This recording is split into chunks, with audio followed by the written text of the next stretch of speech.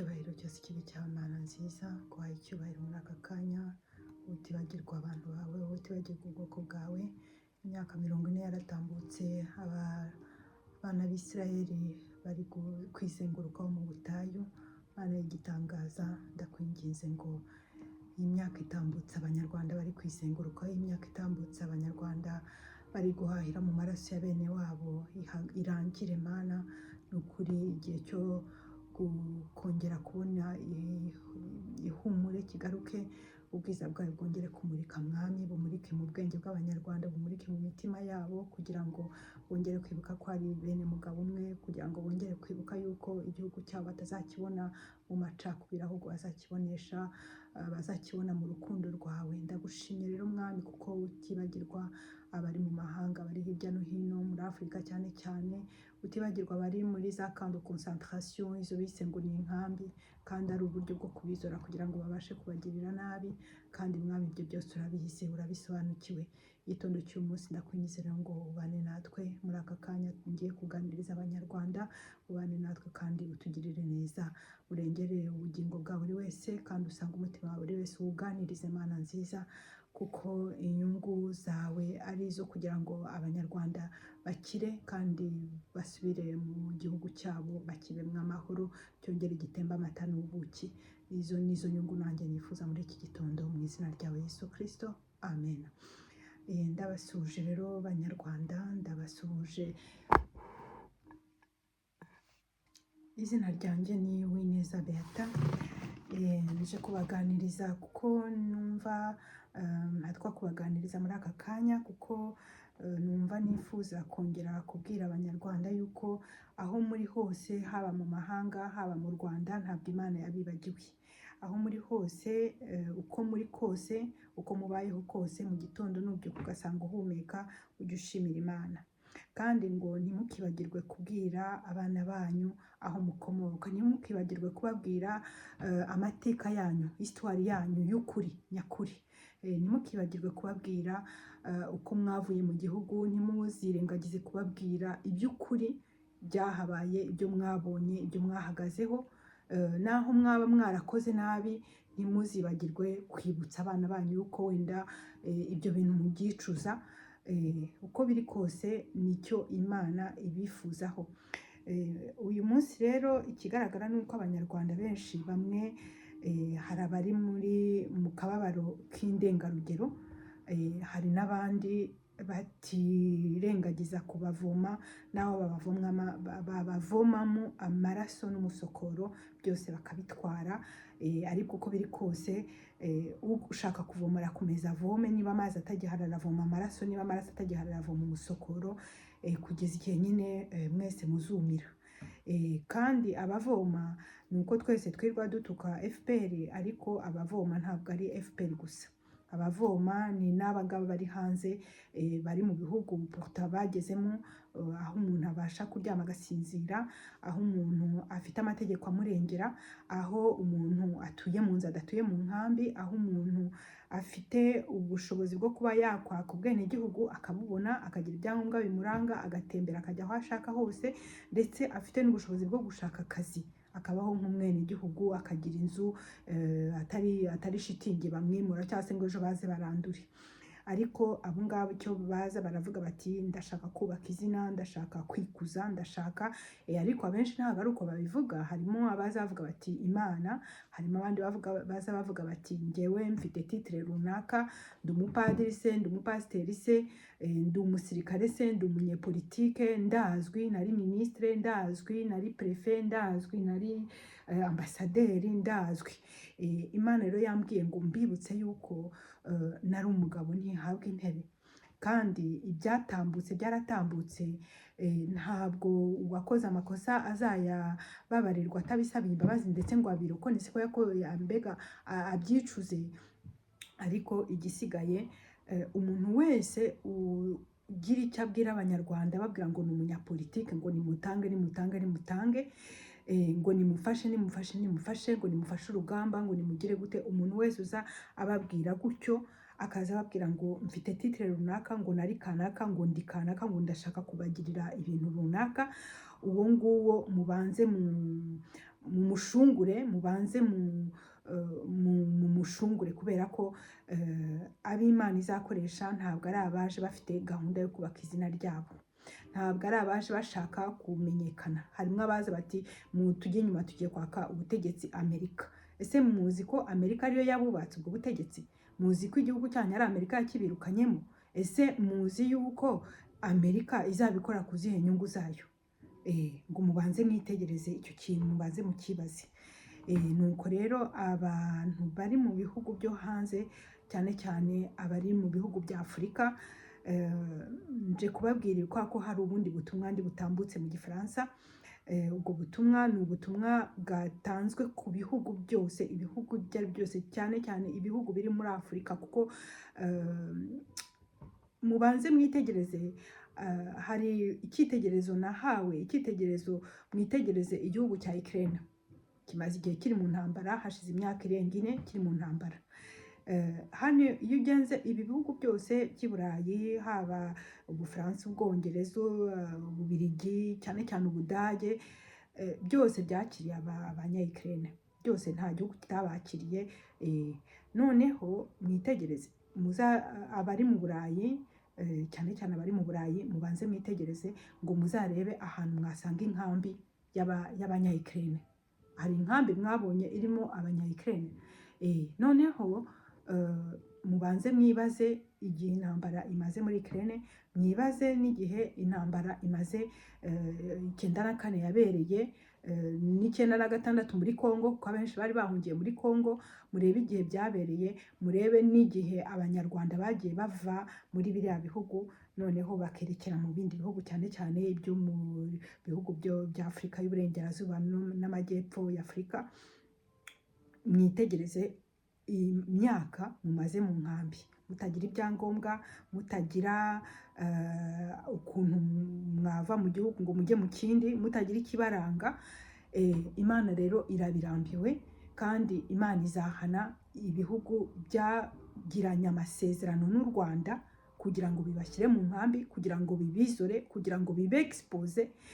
Imana izahana abanyarwanda, ibihugu byakiriye abanyarwanda bikababwira ngo bibahaye ubuhungiro, byarangiza bikima abana bavukiye ku butaka bwabo ubwenegihugu, bikabima ibibaranga, kandi ari aho ngaho Imana yashatse ko bavukira, le droit du sol.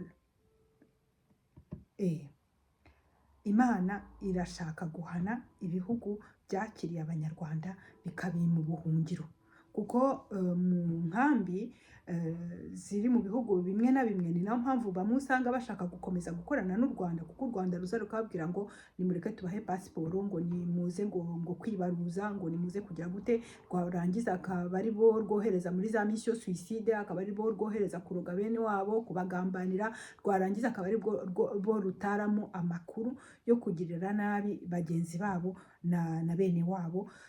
Abo ngabo nyine babonye ko bavuga bati aho kugira ngo ngume aha ngaha ntagira icyangombwa, reka nshake uburyo nanjye nkibona, wenda Imana nikingura nzabasha gucaho nigendere. Ni nayo mpamvu benshi bari muri za trahison bagira na bene wabo, akenshi ni ugushaka kubona ibyo byangombwa. Ibyo byangombwa nabyo ni ibyangombwa by'amaraso, ni ibyangombwa by'amaraso, kuko umuntu waje uhunga akagukurikirana aho wahungiye, wamuhungiye, akaza akakubwira ngo ngwino nkugirire gutya, wowe ukemera. Ni nko kuba umuntu aguhaye ibiryo birimo uburozi ukabirya kandi uzi neza ko biroze. Ni nko kuba umuntu yaguha umwenda yawuroze, ukaba uzi neza ko nuwambara umwenda uri bukwice, ariko ukawakira. Ni ukuvuga ngo iki? U Rwanda rufite abanyarwanda rutifuza ku butaka bwarwo, cyangwa se niyo rwabakira kugira ngo rubafate nabi, ndetse nirurangiza rubagirire nabi, rumaze kubakoresha, rumaze kubakuramo inyungu. Rufite narwo umugabane kuri uwo muvumo, ariko ikigaragara ni uko abanyarwanda aho muri, mugerageze kwerekeza amaso yanyu ku Mana, mukomeze kwibuka yuko Imana, ubwo Abisirayeli bari bihugiyeho bari mu butayu, bakibagirwa Imana yabakuye mu Egiputa ikabambutsa inyanja itukura, bakibagirwa ibihano 10 Imana yahaye Farawo, ntabwo ari ko Imana yabibagiwe.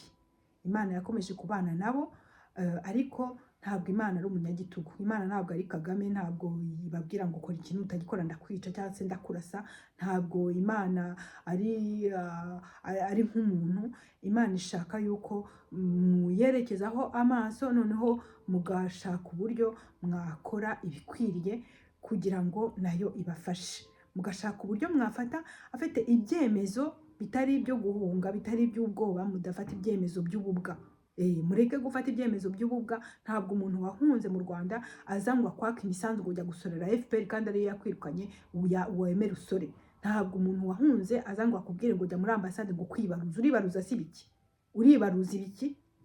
Umwana wavukiye muri Namibia akavukira muri Zambia akazivukira muri Zimbabwe, uwo mwana afite uburenganzira nk'umugore w'umuzambienne cyangwa se w'umunamibienne cyangwa se w'Afrika du Sud yahabyariye umwenegihugu. Aho Imana yashatse ko umwana avukira, nubwo umwana ari umunyarwanda, yabyawe n'umunyarwanda, ariko Imana ishaka ko uwo mwana nawe aho yamwemereye ko abonera izuba atahacibwa ngo abe mu nkambi. Kandi Imana yabahaye ubuyobozi kugira ngo muyobore, mwebwe bayobozi b'ibihugu bya Afurika. Imana yabahaye ubuyobozi kugira ngo muyobore. Aho kuyobora mureka abandi bakaza kubayoboreramo. Ntabwo mufata ngo mwamburase le pouvoir Imana ibaha. Imana niyo igena abazajya ku butegetsi mu bihugu ibyo ari byo byose. Nubwo yaba ari uwo Kagame naho yaba ari uwo Habyarimana, Imana niyo yabyemeye ko babaho. Imana itabyemera ntabwo bari kubaho. Abanyarwanda rero aho muri hose, aho turi hose, hariho ikintu Imana ishaka ko mwibuka, ni uko ntabwo ibyago biza ku gihugu.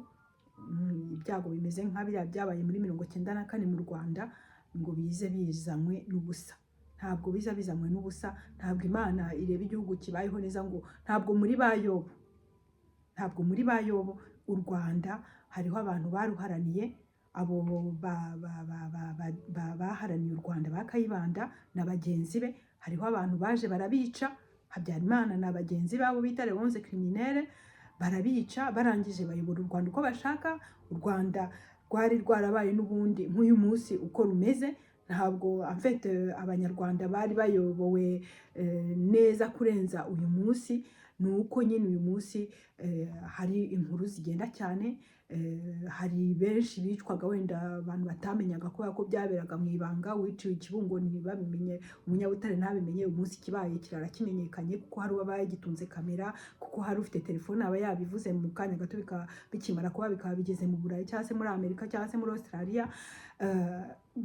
Cyangwa se wenda Habyarimana ntabwo yishe abantu bangana nk'uko ab'uyu munsi bangana, bamaze gukwira hose. Amaraso yavuye mu burasirazuba akagera mu burengerazuba, akava mu majyepfo akagera mu majyaruguru, akuzura igihugu cyose.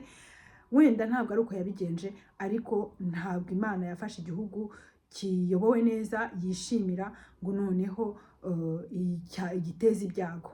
Ibyago byazanywe n'abayobozi babi, bizanwa nuko abayoborwaga nabo ubwabo. Mwibuke wa mugani, hari abamaze igihe bavuga bati Kayibanda nako Habyarimana yararirimbiwe biratinda. Ese mu Rwanda nubwo hari ba Habyarimana hakaba ba Habimana na ba Harerimana na babandi bose biyitirira Imana, mu by'ukuri abirirwaga basingiza Habyarimana siwe bari barafashe nk'Imana yabo? Jya mu gihugu rero gisenga ikigirwamana. Icyo kigirwamana ari umuperezida, nurangiza uvuge ngo Imana ngo ye baba wenga Imana ngo ibiki byose. Mu Rwanda hari abantu bari basigaye biga igikiga kugira ngo najya muri minisiteri agenda avuga igikiga bamuha ibyo ashaka. Hari abari basigaye baracuze indangamuntu kugira ngo nagenda avuga ati nkomoka aha n'aha, iki Gisenyi cyangwa mu Ruhengeri cyangwa Ibyumba cyangwa muri Kigali y'Amajyaruguru, kugira ngo abone icyo yifuza. Hariho abantu bishwe mu ntambara kubera ko bamubajije ngo uturuka, akavuga ati nkomoka i Butare.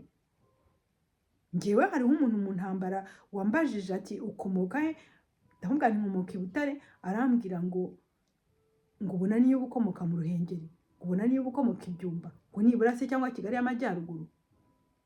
Nararyumvise iryo jambo. Reka rero muri ibi byose twibuke yuko ntabwo Imana irenganya.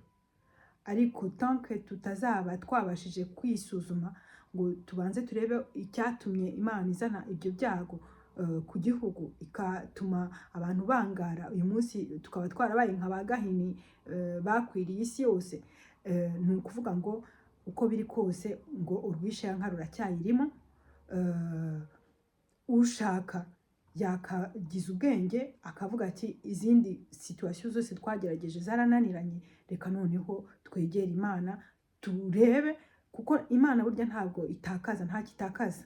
Naho wapfa ugapfa utunganye imbere y'Imana, aho uba ugiye ntabwo aba ari habi, kandi abasigaye ntabwo ubasize habi, kuko Imana yaravuze ngo ubuntu bwayo ngo kuba yubaha, ngo ubuntu bwayo ngo butambuka ngo kugeza kuri generation zingahe, banza ari 6 niba atari 7, ngo noneho ngo guhora kwayo kubayigiriye nabi ngo nabwo kukarenga generation zigeze kuri 3 niba atarenye sinibuka, ariko ni ukuvuga ngo Imana ihora inzigo kandi Imana ihemba abayikoreye neza. Upfuye ugapfa ukinanuka ukagenda ntawe wanduranyijeho, ukagenda ntawe usize ucucuye, ukagenda ntawe usize wishwe, ukagenda ntawe ugiriye nabi, ni ukuvuga ngo Imana ntabwo inanirwa kurera abana bawe, kuko ijambo ry'Imana riratubwira ngo ni wese w'imfubyi ngo akaba n'umugabo w'abapfakazi. Izo mfubyi rero uzisize ukazisiga ntawe wanduranyijeho, ugasiga ntawe wibye, ntabwo Imana izabura kuzitaho, kubera ko natwe tubeshejweho n'Imana. Igisigaye cyo navuga, nagira ngo mbabwire yuko iyi situation y'abanyarwanda ngewe nifitemo, sinzi, ntabwo ngiye nigeze niyentereza kuri politike cyane cyane, ubwo nyine wa mugani wa Mobutu, politique tu t'en occupes, c'est la politique qui s'occupe de toi, ariko ngo politike urayiyokipa nyine uyitaho cyangwa se utayitaho n'ubundi ikakwitaho, kandi twabonye uburyo politike yatwitayeho mu Rwanda muri 94, ntabwo twese twari tuzi aho ibintu biva naho byerekera, ariko politike yo yatwitayeho pe, itwitaho, turapfa, turahunga, tugira gute, dutakaza ibyacu, abacu baricwa. Ndibuka sinzi niba nabibabwiye, izina ryanjye ni Uwineza Beata, nabaye muri Kongo mu nkambi ya Nyakavogo, hari abenshi bampigaga bavuga ko ngo ndi umututsi, ngo ko naje kubanika, ngo ko naje kubaruga, ngo ko naje kugira gute. Harimo rwose nabaje bakatubwira ati ntimurara aha ngaha uyu munsi kuko baraza kubica. Igihe cyarageze nari mfite akazi bakankuraho, ntabwo navuga byinshi kuko byaturutse nabwo kuko nagiye mu Rwanda, twahageze 94, ukwezi kwa 2 gutangira turi mu ba mbere binjiye, kuko nari ndi Butare icyo gihe, narampamaze amezi nk'abiri, noneho twinjira mu ba mbere, ariko nyuma inkotanyi ziza kohereza uwo bita Rudakubana Hassan wo mu Kiyovu, wari inshuti y'umugabo wanjye Benoit, noneho aza kutubwira ngo natahe, ngo baramutegereje, ngo akazi, ngo ibiki byose. Igihe kiza kugera duteganya yuko njyayo nkajya kureba n'ibyo Rudakubana tubwira ari byo, kuko yari amaze kuza kabiri, amaze kuhagera inshuro ya kabiri azana za kado ubona zitari muri moyen afite, tuza kuvuga tutereka ngeyo. Icyo gihe abagore baragendaga, nta muntu wabagiriraga nabi, ndagenda njyana n'umugore witwa Juliana w'Ikibungo, aza kugaruka mbere yanjye abwira intera hamwe n'abasirikare bo mu nkotanyi ngo we yagiye Goma, ngo naho ngewe nagiye mu Rwanda. Nuko ngarutse nsanga barantegereje, barantegereje intera hamwe n'abasirikare bantegereje. Kuva icyo gihe twabayeho nabi cyane, tubaho baduhiga. Uwitwa Yohani John Hitimana aba ni na mu Bufaransa, namugiriye mu bukwe ngiye kumwereka ko na nyina wundi abyara umuhungu, niwe wari icyo gihe chef w'inkambi, ahita anyirukana ku kazi kuko navuye mu Rwanda ndi mu mwaka wa nyuma w'ubuveterineri ku Kabutare. Icyo gihe rero twarahageze, bari baranyangaje kugira ngo njye mpime inyama kuko babagaga inka, noneho bose bahita banyirukana, ariko kuko nari narabayangaje na service vétérinaire za commune bagira aho twabaga Nyakavogo, babura uko banyirukana definitivement. Icyo gihe wari waransigariho ngiye yitwaga Bosco, ni Umunyabyumba, arambwira ati ntacyo tuzatugabana ibyo bampemba n'ubundi mpime rimwe nawe uzitware, ubundi mpime ukundi nanjye nzitware. Ubwo ni inyama bampembaga ngewe n'icyo nari narasabye, ko nari nzi ko amafaranga yo muri Kongo badevariwe buri munsi. Icyo gihe rero twabayeho nabi, n'umugabo wanjye bamwambura akazi, asimburwa n'igihungu bita Nzaramba, cyari cyaretse Kabutare kirangije kigera kwiga i Busogo cy'ikigoronome. Kuko icyo gihe aho twabaga Nyakavogo, Benoit yarageze mu mwaka wa 3 muri ingenieur, yari spécialisé en sol général. Icyo gihe niwe waracukuye imikoki yo mu nkambi, kuko inshuro ya mbere twageze ukwezi kwa 7, ukwezi kwa 8 kurangiye, imvura ya mbere yatwaye amashitingi yose kuko hari isuri iteye ubwoba. Noneho bahita bavuga bati dukeneye umuntu w'umuspecialiste ushobora kudukuriraho iyo ushobora gutuma mbega inkambi iturwa, abantu ntibajye batwarwa n'imvura. Aca imikoki neza n'iki byose. Uwo Nzaramba rero yari umwasista we, yari umwenjenyeri wo muri w'ibusogo. Benoit we yigaga i Butare muri université, arimo yispecializa muri sole générale, kandi yari umunyabwenge, niwe wabaga uwa mbere muri université. Nzi ko hari na benshi babimuzizaga kubera ishyari. Kandi Benoit yari umuntu mwiza, nta muntu utarabivugaga, nanjye ubwanjye nabihamye, twarabanye imyaka irenga ingahe. Ubwo rero kuva icyo gihe batugeraga imihoro, bakagira gute, bakaza kutumenasa, aho tunyuze bakatuvugiriza induru, abasirikare birirwa batumenasa. Rimwe abantu bakaza kutubwira ati ntimurara aha ngaha baraza kubagirira nabi, kugeza igihe haje kuba bya bindi bise rapatriement forcé. Byabaye abantu za modoka zazanaga ibiryo zikaza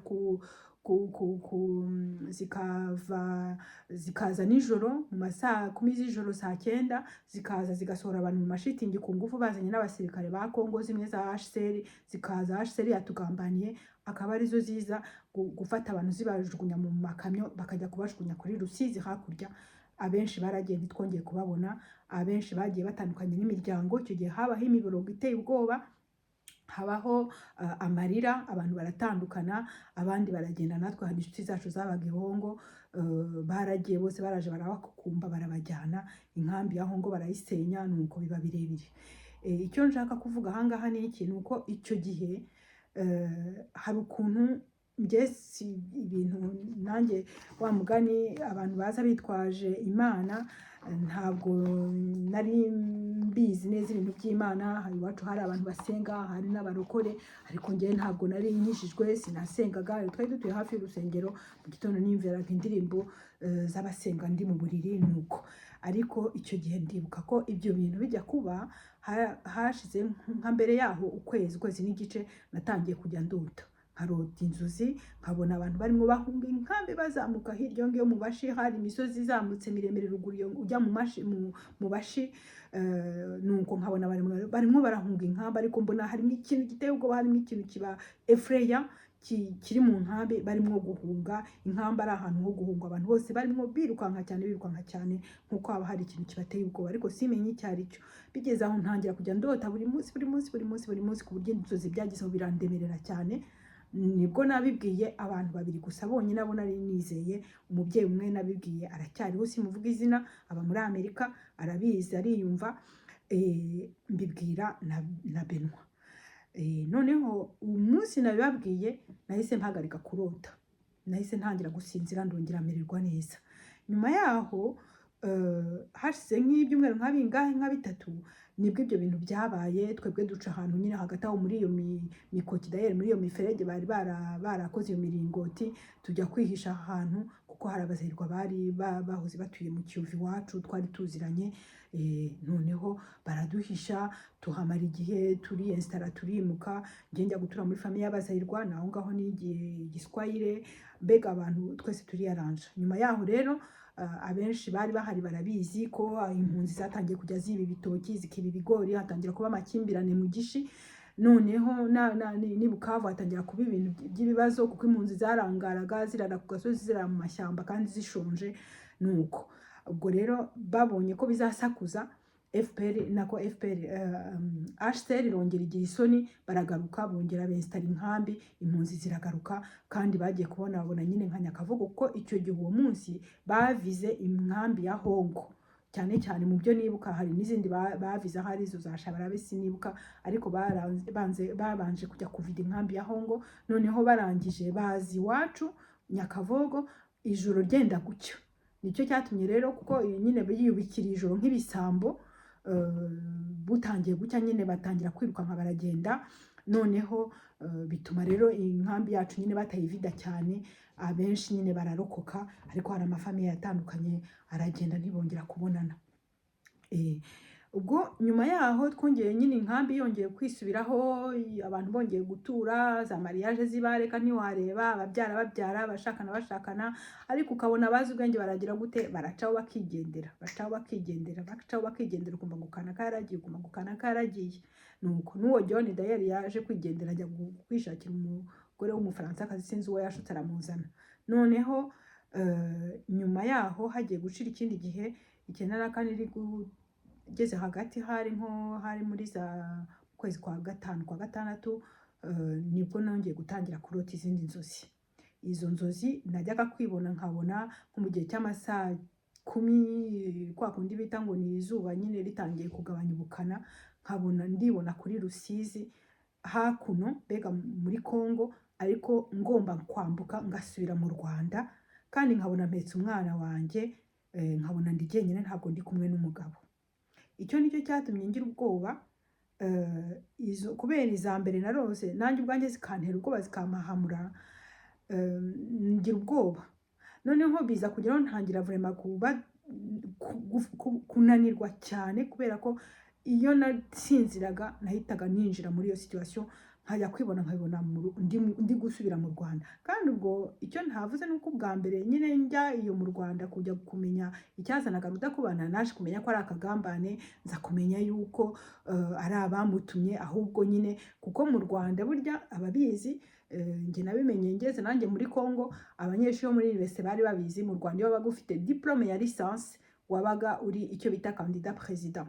Mu tegeko nshinga ry'u Rwanda harimo yuko harimo niba bikirimo simbizi ko umukandida president agomba kuba afite diplôme ya licence. Ni ukuvuga ngo umuntu wese wari warabaye diplôme muri université akaba afite niveau ya licence, hari duplicata ye ya diplôme n'amanota na ntuza na décision du jury n'iki byose, mbega na appréciation byose, ayo izo za duplicata zari ziri muri présidence.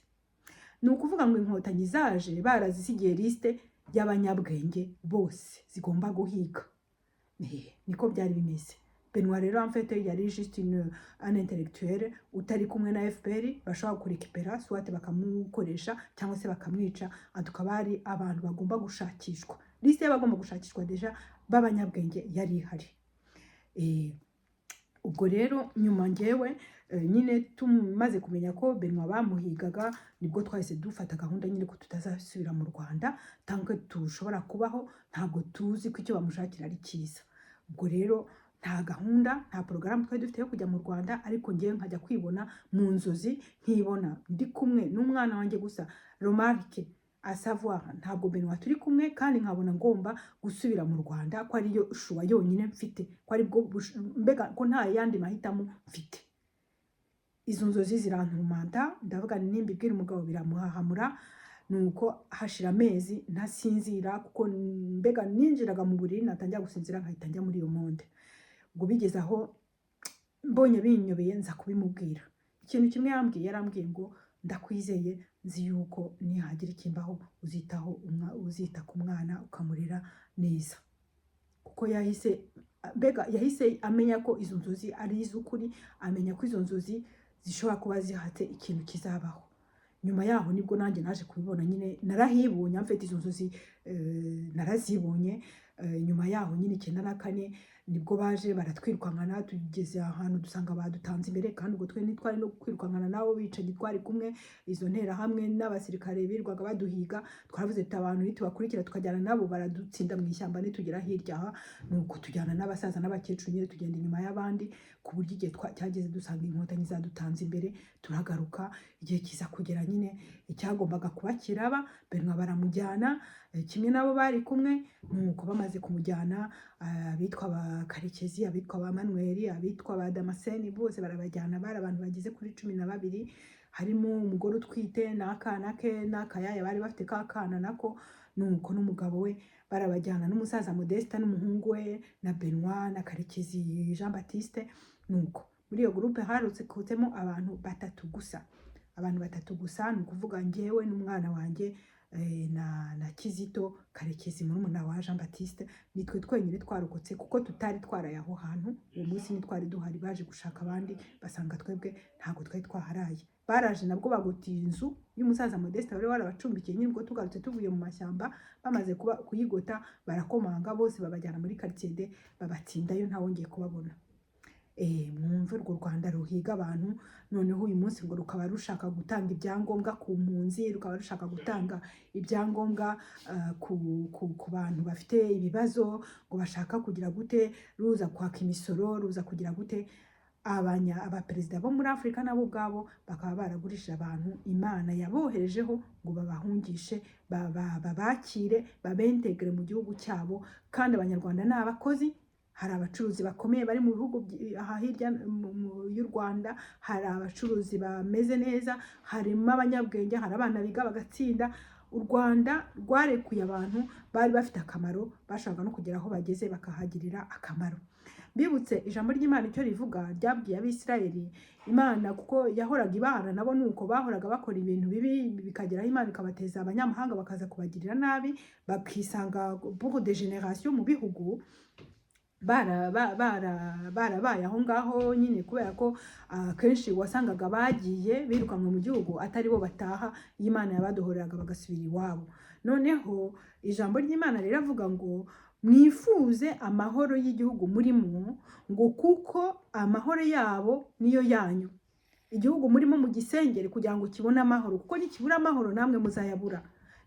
Amapfa natera muri icyo gihugu cyangwa hagatera ibiza namwe bizababaho, ariko nihaba amahoro bakabaho neza namwe muzabaho neza, muzabaprofitiraho.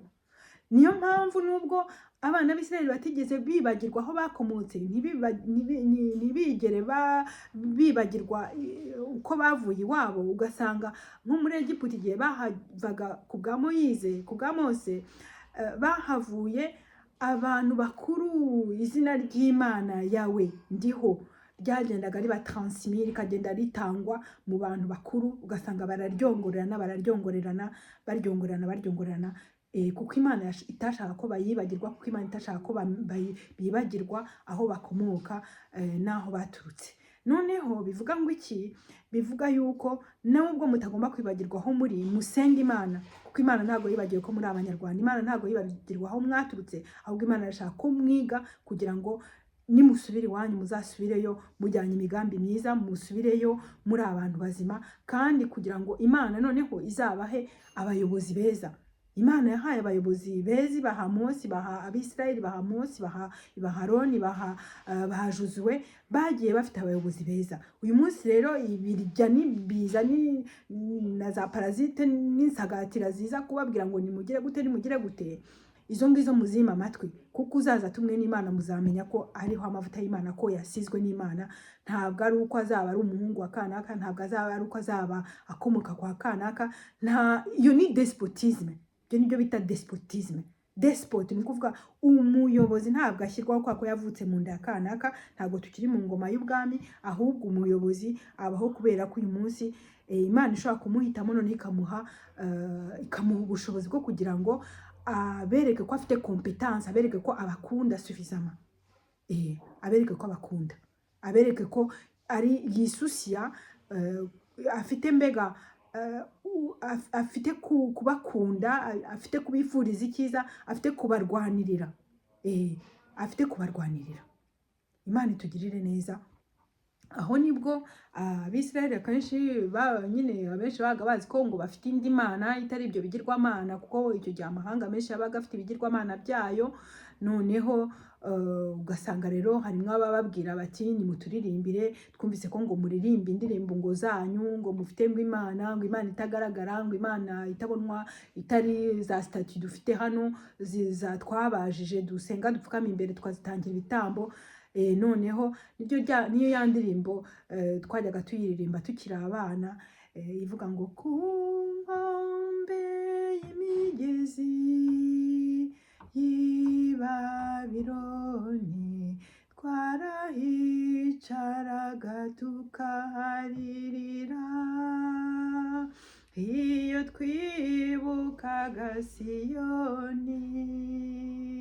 Mu biti byose ariko bihari, twatendekaga inanga zacu, kuko abari baratwigaruriye bahatubarizaga indirimbo, twaririmba duti indirimbo z'Uhoraho muri iki gihugu cy'amahanga.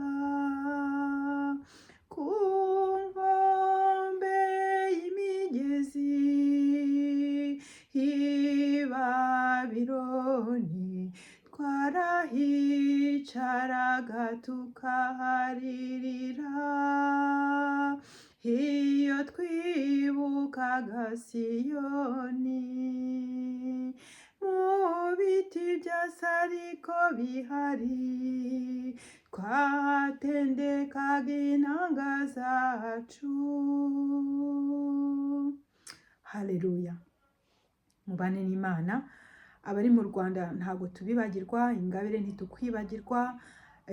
Imana ikugirire neza kandi Imana ikwiteho. Niba ukiriho, Imana iri kumwe nawe, ndetse nabo Barafinda mwese Imana ibiteho.